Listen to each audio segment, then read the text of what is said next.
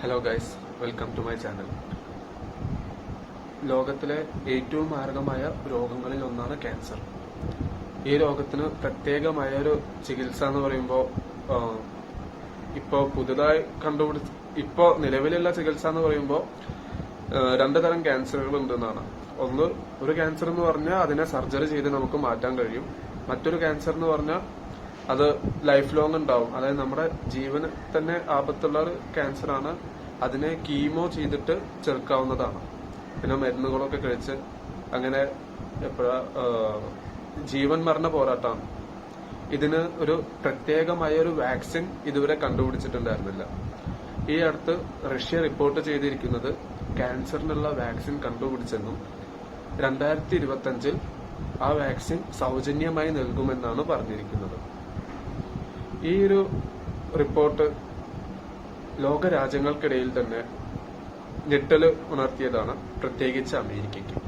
അവരാണല്ലോ റഷ്യയുമായിട്ട് കണ്ടുപിടുത്തത്തിന്റെ കാര്യത്തിൽ വല്ലുപിടിക്കുന്നത്. ഒരുപക്ഷെ ഇത്തരത്തിൽ ഒരു വാർത്ത ശരിയാണെങ്കിൽ നമുക്ക് നമ്മുടെ ലോകത്തിലെ മരണനിരക്ക് കുറയ്ക്കാനായി സാധിക്കുന്നതാണ്. നമുക്ക് തന്നെ അറിയാം, ഇപ്പോ ധാരാളം പേര് ക്യാൻസർ ബാധിച്ച് മരണപ്പെടുന്നുണ്ട്. അതുപോലെ തന്നെ ധാരാളം പേര് ക്യാൻസർ ബാധിക്കപ്പെടുന്നുണ്ട്.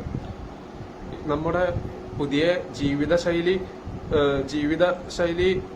മാറ്റങ്ങളാണ് ഇത്തരം രോഗങ്ങൾക്ക് കാരണം. അപ്പോൾ പക്ഷെ ക്യാൻസർ വാക്സിൻ കണ്ടുപിടിച്ചെന്ന റഷ്യയുടെ വാദം ശരിയാണെങ്കിൽ അത് നമുക്ക് ആശ്വാസമാണ്. ഇപ്പൊ റഷ്യ പറഞ്ഞിരിക്കുന്നത് ക്യാൻസറിന് കണ്ടുപിടിച്ച വാക്സിൻ, അതായത് റഷ്യ ക്യാൻസർ മാറ്റുവാനായി കണ്ടുപിടിച്ച വാക്സിൻ റഷ്യയിലുടനീളവും മാത്രമല്ല റഷ്യയോട് സൗഹൃദം പുലർത്തുന്ന രാജ്യങ്ങൾക്കും ഫ്രീ ആയി നൽകുമെന്നാണ്.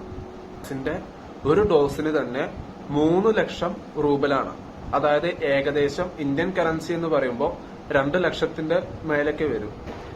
പിന്നെ ഒരു കണക്കിന് പറഞ്ഞ ഈ ഒരു വാക്സിൻ സക്സസ്ഫുൾ ആവണം എന്ന് നമ്മൾ പ്രാർത്ഥിക്കുക എന്ന് പറയാം. കാരണം നമുക്ക് തന്നെ അറിയാം, ഇന്നിപ്പോ ധാരാളം പേര്, ഒരു വർഷത്തിൽ കോടികളോളം പേരാണ് ഈ ക്യാൻസർ മൂലം മരണപ്പെടുന്നത്.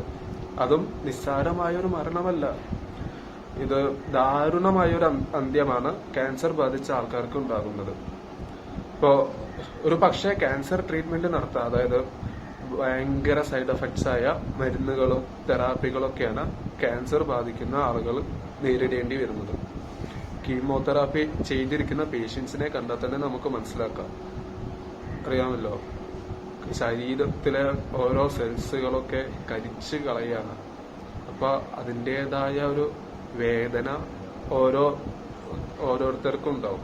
അപ്പോ ഈ ഒരു വാക്സിൻ കണ്ടുപിടിക്കുകയാണെങ്കിൽ അതെല്ലാം ഇത്തരം വേദനകളൊന്നുമില്ലാതെ ഇത്തരം യുവാക്കൾക്ക് സർവൈവ് ചെയ്യാം എന്നാണ്.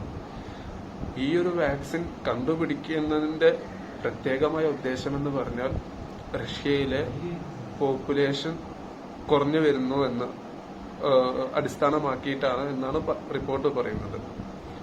അപ്പോൾ റഷ്യ മാത്രമല്ല, നമ്മുടെ ഓരോ രാജ്യങ്ങളിലും ഇത്തരമൊരു വാക്സിൻ സക്സസ്ഫുള്ളി ഡിസ്ട്രിബ്യൂട്ട് ചെയ്യാണ്. ആ വാക്സിൻ നല്ല രീതിയിൽ വർക്ക് ആവുകയാണെങ്കിൽ അല്ലെങ്കിൽ സക്സസ്ഫുൾ ആവുകയാണെങ്കിൽ ക്യാൻസർ ഫ്രീ കൺട്രി ആക്കി മാറ്റാൻ പറ്റും. ഒരു പോപ്പുലേഷൻ മുഴുവൻ ക്യാൻസർ ഫ്രീ ആക്കി മാറ്റാൻ പറ്റും. പിന്നെ ഇപ്പോ നമ്മൾ വീഡിയോയുടെ തുടക്കത്തിൽ തന്നെ പറഞ്ഞല്ലോ 2 തരം ക്യാൻസറുകൾ ഉണ്ടെന്ന്. അതില് ഒരു ക്യാൻസർ എന്ന് പറഞ്ഞാൽ സർജറി ചെയ്യുക, അതായത് ട്യൂമർ ഉള്ള ഭാഗം മുറിച്ചു കളയാണെന്ന് പറഞ്ഞല്ലോ. പക്ഷെ അങ്ങനെ ചെയ്താലും തന്നെ ഈ ട്യൂമർ പിന്നെയും ആ ഭാഗത്ത് അല്ലെങ്കിൽ വേറെ ഭാഗത്ത് വരാനുള്ള സാധ്യതയുണ്ട്.